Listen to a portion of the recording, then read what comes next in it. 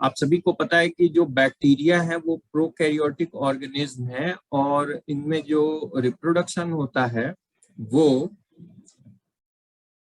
Reproduction केवल asexual method से होता है, मेनली बाइनरी फिशन के द्वारा होता है। तो बैक्टीरिया में जो रिप्रोडक्शन का जो मेथड है वो काफी लिमिटेड है, बाइनरी फिशन के द्वारा ही इसमें रिप्रोडक्शन होगा। कुछ बैक्टीरिया जैसे मैंने एक्टिनोमाइसीट्स के बारे में बताया था, ये एक्टिनोमाइसीट्स इसमें कोनिडिया के द्वारा रिप्रोडक्शन करते हैं और कुछ बैक्टीरिया में बडिंग के द्वारा रिप्रोडक्शन होता है। तो asexual reproduction method completely absent होता है, केवल एसेक्सुअल मेथड इसमें जो है प्रेजेंट होता है और सेक्सुअल मेथड इनमें जो है कंप्लीटली एब्सेंट होता है। Yes sir. तो अगर हम इनमें ग्रोथ देखें तो बैक्टीरियल रिप्रोडक्शन का जो मेन मतलब होता है that is refers to the bacterial growth. तो बैक्टीरियल ग्रोथ में बेसिकली हम लोग क्या करते हैं कि it refers to the increase in bacterial number. अगर हम ग्रोथ की बात करें बैक्टीरिया में तो ग्रोथ में हम साइज में वृद्धि के बारे में बात नहीं करते हैं कि बैक्टीरिया का साइज कितना बड़ा हो गया। हम ग्रोथ के अगर हम बैक्टीरिया के बारे में बात करते हैं तो ग्रोथ का मतलब होता है increase in number of the cells of the bacteria.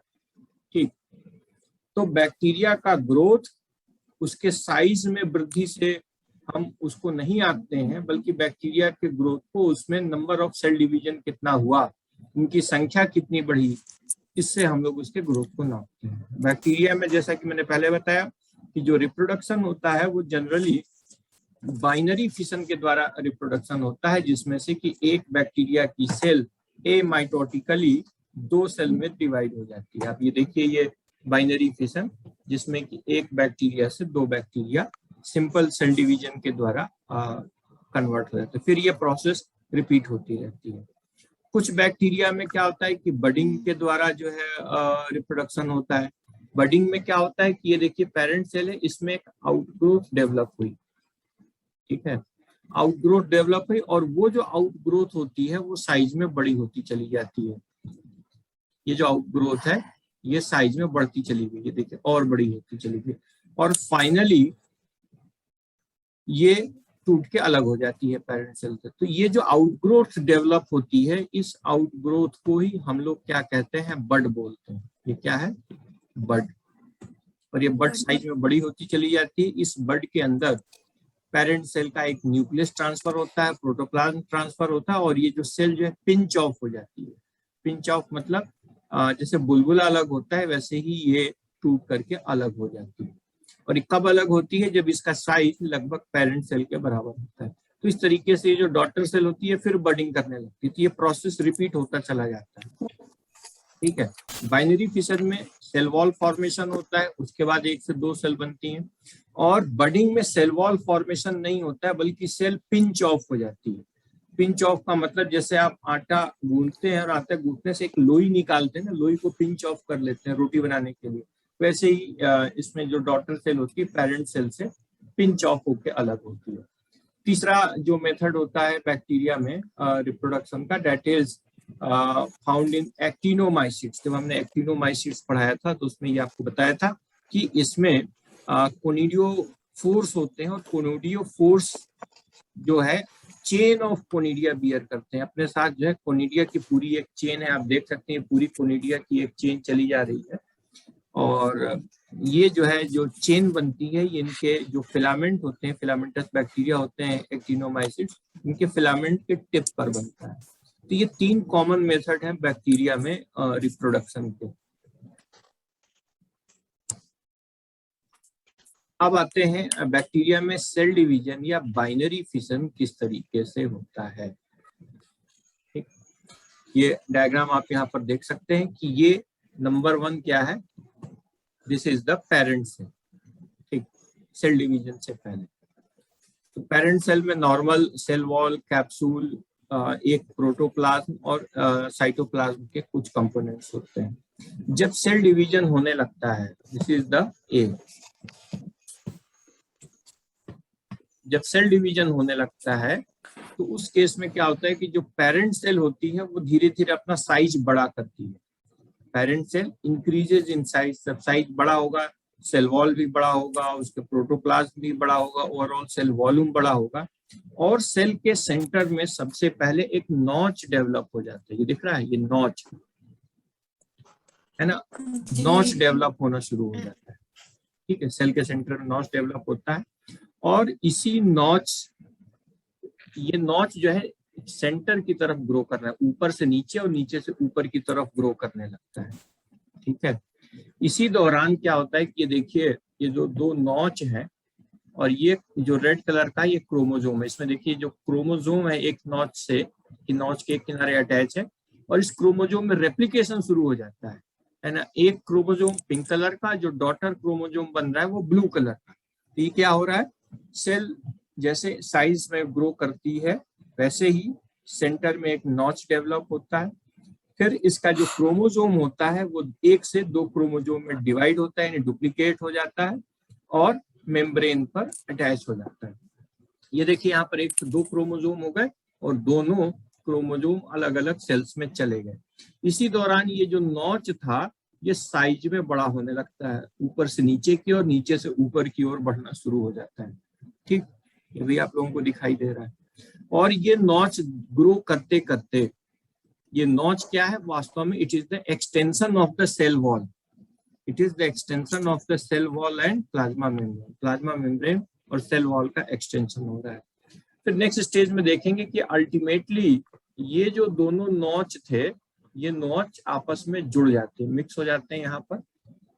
देखिए नेक्स्ट स्टेज में ये नॉच जुड़ गए, और जुड़ने से क्या होता है कि इनका सेल वॉल बीच में बन गया, डेवलप हो गया, और सेल वॉल के साथ साथ इनके चारों ओर प्लाज्मा मेम्ब्रेन का भी निर्माण हो जाता है। ठीक है, तो यहाँ आप देखेंगे कि एक सेल दो सेल में डिवाइड होती है। कैसे डिवाइड होती है, बीच में एक नई सेल वॉल बन गई।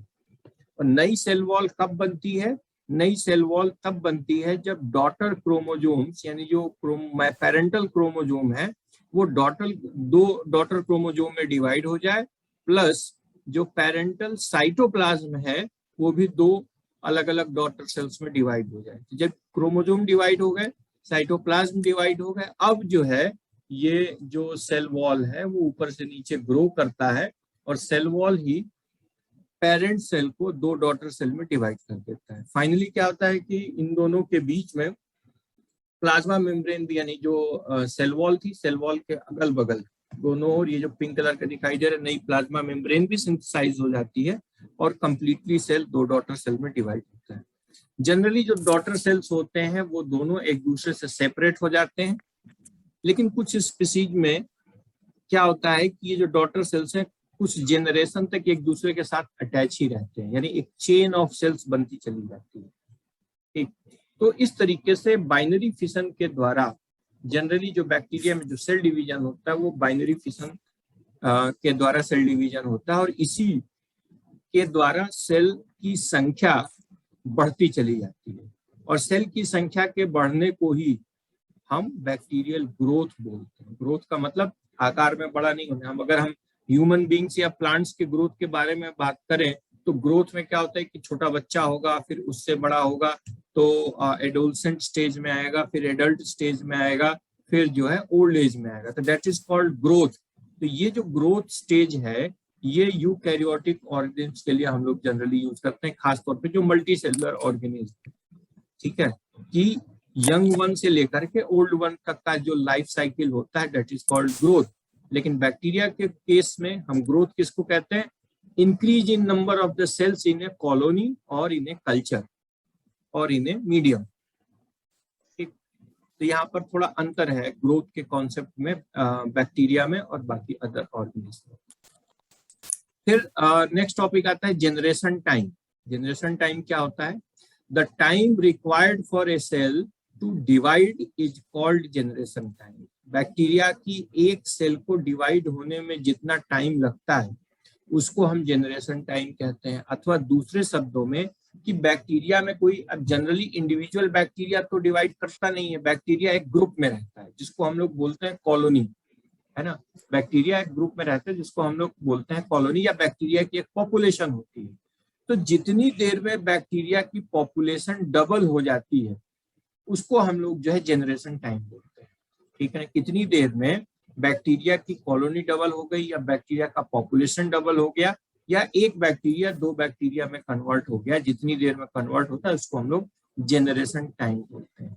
ये अलग अलग स्पीसीज के लिए अलग अलग होता है। प्लस अलग अलग इन्वायरमेंटल कंडीशन में भी जो है, फॉर एग्जांपल टेम्परेचर है, ह्यूमिडिटी है, न्यूट्रिएंट है, तो इस अलग अलग इन्वायरमेंटल कंडीशन में भी जनरेशन टाइम वेरी कर सकता है, बदल सकता है। फॉर एग्जांपल ई कोलाई का जो जनरेशन टाइम है वो बैसिलस सबटिलिस से अलग होगा। बैसिलस सबटिलिस का जनरेशन टाइम राइजोबियम से अलग होगा।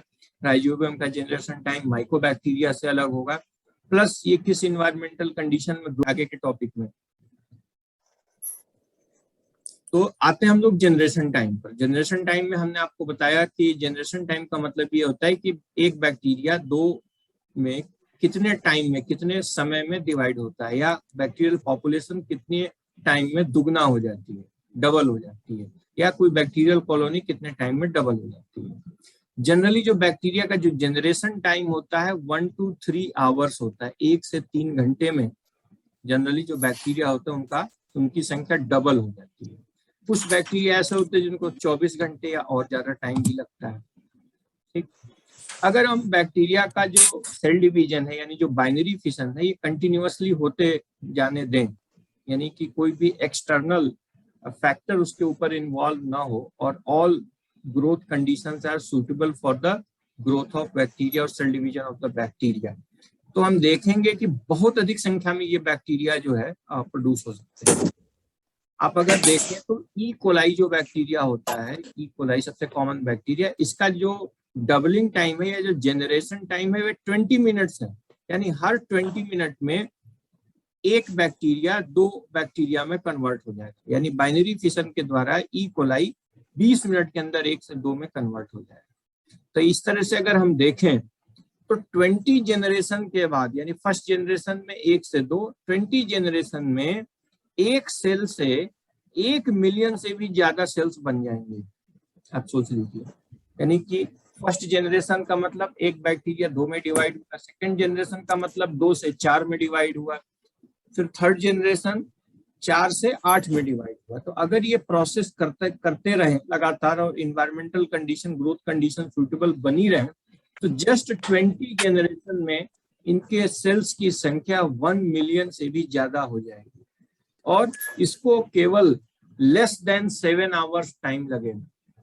7 घंटे से भी कम समय में बैक्टीरिया की जो पूरी पॉपुलेशन है वो 1 मिलियन से ऊपर हो जाएगी। ठीक, जनरली हम लोग क्या करते हैं कि जो जनरेशन टाइम होता है बैक्टीरियल ग्रोथ को नापने के लिए हम लोग लॉग स्केल पर जो है बैक्टीरिया के ग्रोथ को नापते हैं, है ना। लॉग में उसकी वैल्यू कन्वर्ट करते हैं सेल्स की, और उससे हम लोग जो है ग्राफ प्लॉट करके बैक्टीरियल ग्रोथ को हम लोग मेजर करते हैं। ठीक, नेक्स्ट आता है bacterial growth curve. Growth curve क्या होता है?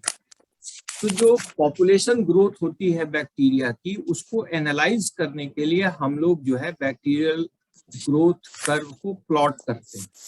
ठीक है, और जनरली जो बैक्टीरियल ग्रोथ कर्व होता है किसी बैक्टीरिया के कल्चर का हम लोग ग्रोथ कर्व प्लॉट करते हैं।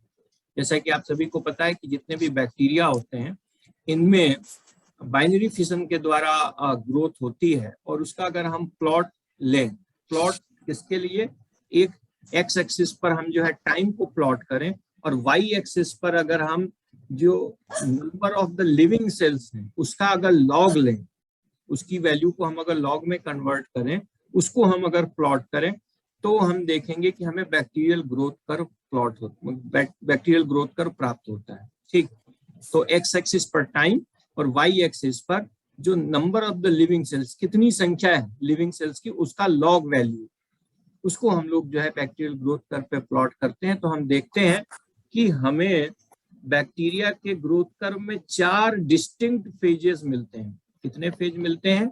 4 फेजेस मिलते हैं। लैग फेज, दूसरा एक्सपोनेंशियल या लॉग फेज, तीसरा स्टेशनरी फेज, और चौथा होता है डेथ फेज। तो ये 4 फेजेस हमें बैक्टीरियल ग्रोथ कर्व में मिलते हैं। जो लैग फेज है कहां से कहां तक है, ये लैग फेज है। जो एक्सपोनेंशियल फेज है, एक्सपोनेंशियल फेज कहां से शुरू हो रहा है, यहां से शुरू हो रहा है और यहां तक, ये पूरा का पूरा जो है ये एक्सपोनेंशियल फेज है। This one is the lag phase, ये आपको स्टेशनरी फेज दिख ही रहा है। और ये जो है स्ट्रक्चर है यहां से लेके यहां तक का, that is the death phase. ठीक, तो ये अलग अलग 4 जो है बैक्टीरियल ग्रोथ कर्व के हमें फेजेस मिलते हैं। अब आते हैं एक एक फेज को। तो सबसे पहले आता है लैग फेज। लैग मतलब पिछड़ा हुआ, पीछे जो छूट जाता है, जो स्लो होता है उसको बोलते हैं लैगिंग, मिसिंग। लैग फेज में क्या होता है कि जब हम लोग माइक्रो ऑर्गेनिल्स को किसी फ्रेश कल्चर में इंट्रोड्यूस करते हैं, कोई हमने फ्रेश कल्चर मीडियम तैयार किया और उसमें जो हमारा पुराना कल्चर है जिसमें से बैक्टीरिया, उसको हम इनोकुलेट करते हैं, तो हम देखेंगे कि बैक्टीरिया जो है अचानक से ये ग्रो नहीं करते हैं। कुछ देर तक इनमें जो ग्रोथ की जो रेट होता है, ग्रोथ यानी number of the cell division का फॉर्मेशन, वो स्लो होता है। इसी को हम लोग बोलते हैं लैग फेज। हाउएवर, जो the cells in the culture are synthesising new phase. लेकिन जो आपने नए जो बैक्टीरिया आपने कल्चर मीडियम में डाले, ये क्या करते हैं कि पहले अपने सेल डिवीजन की प्रिपरेशन करते हैं। जब नए मीडियम में आए बैक्टीरिया तो सेल डिवीजन की प्रिपरेशन करेंगे। तो सेल डिवीजन के लिए क्या चाहिए, सबसे पहले तो इन्हें अपना साइज बढ़ाना पड़ता है। साइज तब बढ़ाएंगे जब इन्हें सफिशिएंट न्यूट्रिएंट मिलेगा, प्लस इन्हें अपना सेल वॉल की सिंथेसिस करनी है, प्लाज्मा मेम्ब्रेन की सिंथेसिस करनी है, इनको अपने साइटोप्लाज्म की सिंथेसिस करनी है, नई सिंथेसिस करनी है। क्यों?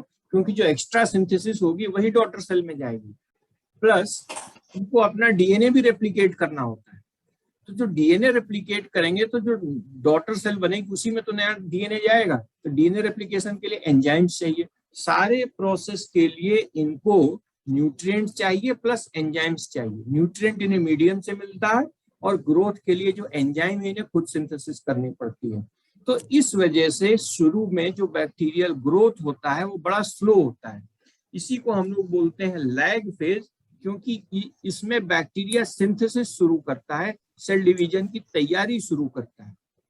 ठीक है ना, यानी कि नया डीएनए रेप्लिकेट करेगा, एंजाइम्स बनाएगा, एटीपी सिंथेसिस करेगा, क्योंकि हर एक एंजाइमेटिक एक्टिविटी जो है एटीपी पे डिपेंडेंट होती है।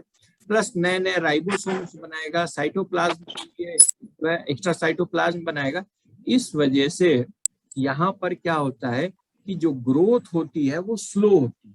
तो आप ये देखिए, जो टाइम के हिसाब से जो नंबर ऑफ सेल्स हैं वो बहुत कम है, यानी बहुत स्लो ग्रोथ हुआ। That is called lag phase.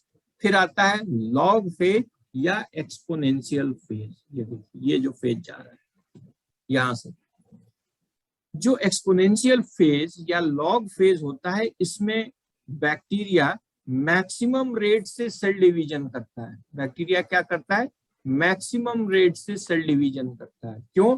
क्योंकि जो भी नेसेसरी एंजाइम्स थे इसने सिंथेसाइज कर लिए हैं ग्रोथ के लिए।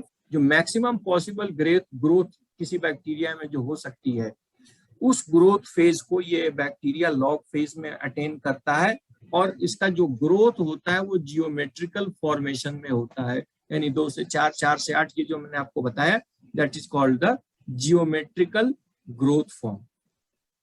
और ये फेज कब तक चलता रहेगा? जब तक कि उसमें सफिशिएंट न्यूट्रिएंट, जिस कल्चर मीडियम में बैक्टीरिया ग्रो कर रहा है उसमें सफिशिएंट अमाउंट में जब तक न्यूट्रिएंट प्रेजेंट है, तब तक ये बैक्टीरिया कंटिन्यूअसली एक्सपोनेंशियल फेज में जो है ग्रो करता रहेगा।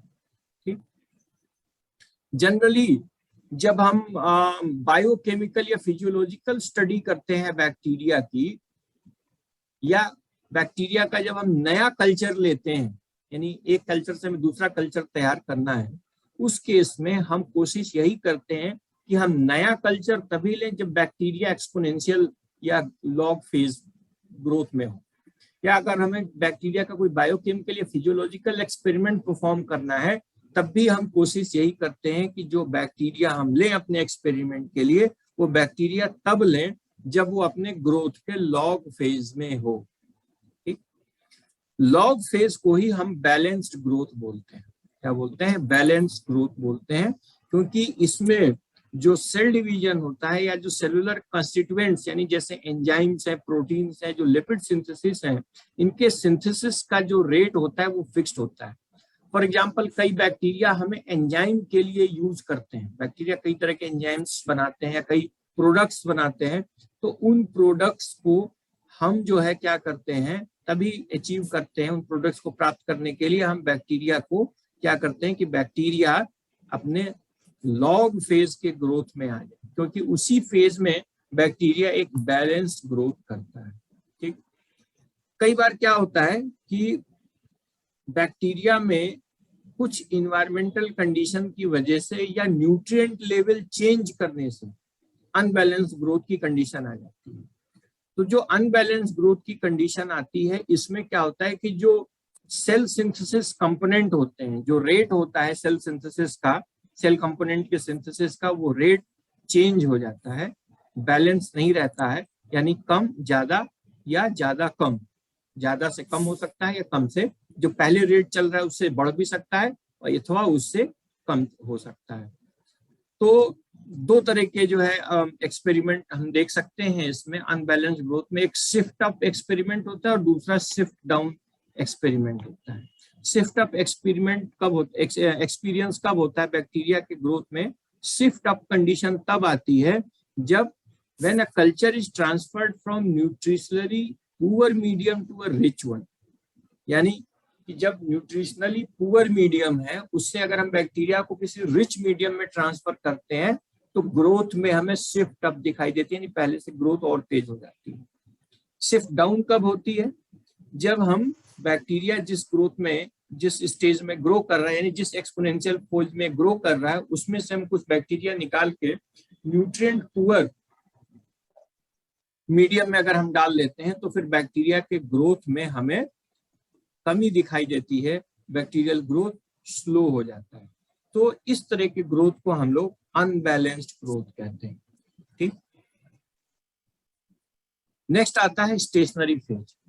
Third phase is the stationary phase.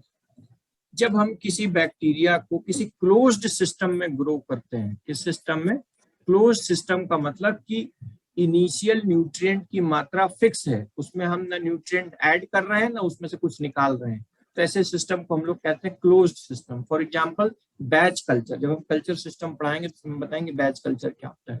तो जब हम किसी बैक्टीरिया को क्लोज सिस्टम में ग्रो करते हैं तो जो एक्सपोनेंशियल फेज है, एक्सपोनेंशियल फेज एक लिमिट तक बढ़ती है, उसके बाद ये जो बैक्टीरिया का जो ग्रोथ है एक्सपोनेंशियल फेज में आने के बाद एक लिमिट के बाद वो ग्रोथ रुक जाती है। अब नंबर ऑफ सेल्स नहीं बढ़ते हैं, आप ये देख रहे हैं ना, जैसे जैसे ऊपर जा रहे हैं नंबर ऑफ सेल्स बढ़ते जा रहे हैं। यहां पहुंचने के बाद यानी इस स्टेज पर आने के बाद नंबर ऑफ सेल्स जो है अब बढ़ना बंद हो गया। हालांकि नंबर ऑफ सेल्स नए बैक्टीरिया सेल डिवीजन तो करता जा रहा है, लेकिन बैक्टीरिया की संख्या बढ़ना बंद हो गई। सेल डिवीजन हो रहा है लेकिन बैक्टीरिया की संख्या बढ़ना बंद हो गई, बैक्टीरिया की संख्या फिक्स हो गई, फ्लैट। यहाँ पे आप देखेंगे कर्व जो है फ्लैट हो गया है ना। स्टेशनरी फेज पर जो कर्व आ रहा था वो कर्व हमारा फ्लैट हो गया है। ऐसा क्यों होता है? ऐसा इसलिए होता है कि स्टेशनरी फेज पर जो बैक्टीरिया है वो सर्वाइवल मोड में आ जाता है। सर्वाइवल मोड का मतलब ये होता है कि नंबर ऑफ सेल्स जितनी बन रही हैं उतनी ही संख्या में बैक्टीरिया का डेथ हो रहा है, अथवा बैक्टीरिया की जो सेल है अब वो फर्दर डिवाइड नहीं कर पा रही। नंबर ऑफ सेल्स कब नंबर ऑफ सेल्स बढ़ना बंद कब हो जाएगा? जब जितनी बैक्टीरिया की पॉपुलेशन है अब वो फिक्स हो गई, उससे पॉपुलेशन बढ़ नहीं रही है ना उससे पॉपुलेशन घट रही है, यानी कि वो स्टेज आ गई जब number of the cell division is equal to number of cell death, या अब सेल में डिवीजन करने की कैपेसिटी नहीं बची, सेल्स एग्जॉस्ट हो रही हैं। तब क्या होगा? स्टेशनरी फेज आ जाएगा। अब स्टेशनरी फेज कई वजह से आता है कि the decline in growth rate is due to the depleted nutrients, जो उसमें न्यूट्रिएंट्स प्रेजेंट था कल्चर मीडियम में वो अब खत्म हो गया, बैक्टीरिया ने सब यूज कर डाला। अथवा जो मीडियम था उसमें ऑक्सीजन, अगर ऑक्सी बैक्टीरिया है तो अगर उसमें ऑक्सीजन खत्म हो जाएगा, क्योंकि ऑक्सीजन लिमिटेड होता है किसी क्लोज सिस्टम में, तो ऑक्सीजन खत्म हो सकता है। Plus excretion of the organic gases, bacteria waste product भी जनरेट करते हैं मेटाबॉलिज्म के फलस्वरूप। तो जब लगातार इसमें तेज ग्रोथ होती रहेगी तो जिस हिसाब से ये न्यूट्रिएंट एब्जॉर्ब करेंगे उसी हिसाब से ये एक्सक्रीट भी करेंगे। तो वो एक्सक्रीटरी प्रोडक्ट्स जो बैक्टीरिया का होगा वो मीडियम में एक्यूमुलेट होने लगेगा, और एक्सक्रीटरी प्रोडक्ट्स हमेशा टॉक्सिक होते हैं किसी भी ऑर्गेनिज्म के लिए। तो जब वो टॉक्सिन्स एक्यूमुलेट होने लगेंगे कल्चर में, उसके मीडियम में, तो बैक्टीरिया का ग्रोथ वो इनहिबिट करेंगे, उसके ग्रोथ को रोकना शुरू करेंगे। और नतीजा क्या होता है कि जो बैक्टीरियल डेंसिटी है, जो number of the bacterial cell यहाँ पर है, वो यहाँ पर भी आपको मिलेगा। यानी देखिए टाइम तो बढ़ रहा है, यहाँ पर टाइम बढ़ता जा रहा है, लेकिन number of the cells fix हो गए। जितनी संख्या यहाँ पे है उतनी ही संख्या यहाँ पे है। मान लीजिए कि दिस इज द 10 मिनट्स और दिस इज द 30 मिनट्स, तो 10 से 30 मिनट में नंबर ऑफ सेल्स उतनी की उतनी ही रह गई, बढ़ी ही नहीं। That is called stationary phase. यानी यहाँ पर जो कर्व है बैक्टीरिया के ग्रोथ का वो फ्लैट हो गया, फ्लैटेंड कर्व हमें प्राप्त होता है। जो फोर्थ स्टेज है that is called the death phase. ये डेथ फेज में क्या होता है कि जैसे जैसे लिमिटिंग फैक्टर की संख्या बढ़ती रहती है, लिमिटिंग फैक्टर का मतलब वो होता है कि वो factor which is essential for the growth of bacteria. ऐसा कोई भी फैक्टर जो कि बैक्टीरिया के ग्रोथ के लिए एसेंशियल हो। कुछ फैक्टर्स एसेंशियल होते हैं, कुछ फैक्टर्स नॉन एसेंशियल है ना। For example light is non essential factor. मतलब बैक्टीरिया की ग्रोथ में अगर बैक्टीरिया फोटोबैक्टीरिया नहीं है तो बैक्टीरिया के डिवीजन के लिए light is a non limiting factor. Limiting factor क्या है? फॉर एग्जाम्पल अगर कोई बैक्टीरिया ऑक्सी बैक्टीरिया है जिसको कि अपने सर्वाइवल के लिए ऑक्सीजन जरूरी है, then oxygen is the limiting factor. यानी वो फैक्टर जो कि उसके ग्रोथ के लिए एसेंशियल है, जिसके बिना ग्रोथ नहीं कर सकता है। तो जैसे जैसे बैक्टीरिया ग्रोथ करता रहता है वैसे वैसे लिमिटिंग फैक्टर्स जो होते हैं उनकी संख्या कम होने लगती है, ठीक है ना। या जो लिमिटिंग फैक्टर्स होते हैं वो लिमिटिंग फैक्टर्स की कमी होने लगती है, ठीक। They become intensify and cell begin to die in exponential number. अब तक जो ग्रोथ हो रही थी बैक्टीरिया में, यानी नंबर ऑफ सेल्स बढ़ रहा था, अब क्या हुआ कि नंबर ऑफ सेल्स की संख्या कम होना शुरू होती है। संख्या जितनी इनिशियल थी उससे कम होने लगती है। क्यों? क्योंकि अब न न्यूट्रिएंट बचा, न्यूट्रिएंट की संख्या खत्म हो गई। अब जो वेस्ट प्रोडक्ट है उनकी संख्या बढ़ती जा रही। क्यों? क्योंकि जो लिविंग सेल्स है वो तो मेटाबॉलिज्म कर ही रही हैं। लिविंग सेल्स में नई सेल बनाने की क्षमता खत्म हो गई, प्लस चूंकि वो लिविंग कंडीशन में मेटाबॉलिज्म परफॉर्म करेंगी, एक्सक्रीटरी प्रोडक्ट प्रोड्यूस करेंगी, जो लिमिटिंग फैक्टर्स है उसे कंज्यूम करेंगी ही करेंगी, तो उनके जो अब तक सर्वाइवल के लिए जो फैक्टर्स रिस्पॉन्सिबल थे वो भी कम होने लगेंगे। यानी ऑक्सीजन भी कम होने लग गया, तो अब सेल जो है हाइपोक्सिया से मरना शुरू हो जाएंगे, ठीक है। तो क्या होगा कि number of the cells it will start growing down, नीचे की तरफ बढ़ना लगेगा। यानी सेल्स में डेथ की संख्या बढ़ जाएगी और नई सेल बनेगी नहीं। नतीजा क्या होगा कि सेल जो ग्रोथ हो जाएगा वो डाउनवर्ड्स हो जाएगा। ग्रोथ कैसे जा रहा है? अब डाउनवर्ड्स जा रहा है। यानी समय के बढ़ने के साथ साथ नंबर ऑफ सेल्स कम होती चली जा रही है, ठीक। अब ये डिपेंड करेगा कि कितनी तेजी से ग्रोथ फेज आता है या ग्रोथ फेज स्टीप कितना है। ग्रोथ फेज ऐसे भी हो सकता है, ग्रोथ फेज ऐसे भी हो सकता है। तो ऐसे ग्रोथ फेज अगर हो रहा है इसका मतलब कि ग्रोथ फेज काफी तेजी से हो रहा है, नंबर ऑफ द सेल्स बहुत तेजी से डेथ हो रही है। ये मॉडरेट ग्रोथ फेज है और ये जो है लो ग्रोथ फेज है। यानी कि सेल की डेथ तो हो रही है बट कंपैरेटिवली स्लो टाइम में, मतलब टाइम के अकॉर्डिंग स्लो डेथ हो रही है। डिपेंड करेगा कि टॉक्सिन्स कितना प्रोड्यूस है या बैक्टीरिया कितना रेजिस्टेंट है। तो अगर रेजिस्टेंट बैक्टीरिया है तो ग्रोथ जो कर्व आएगा डेथ फेज का वो कंपैरेटिवली स्लो होगा। है ना, उसमें जो स्लोप होगा वो जेंटल स्लोप होगा, और अगर बैक्टीरिया रेजिस्टेंट नहीं है तो स्टीप स्लोप होगा, बहुत तेज स्लोप आएगा उसमें, जो कि अगर बैक्टीरिया रेजिस्टेंट नहीं है तो इस तरीके से बैक्टीरिया में 4 अलग अलग तरीके के हमें जो है ग्रोथ फेज दिखाई देते हैं। ठीक, तो दिस इज टुडेज टॉपिक। अब इसमें आप लोगों को कुछ पूछना है तो आप लोग पूछ सकते हैं।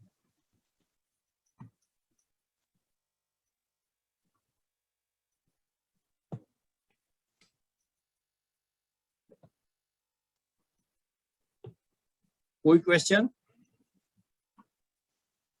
No sir. समझ में आया या अभी भी कोई डाउट है?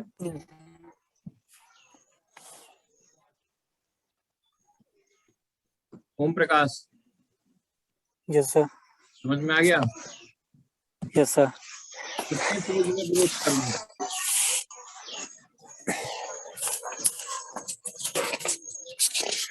तो वैसे लगता है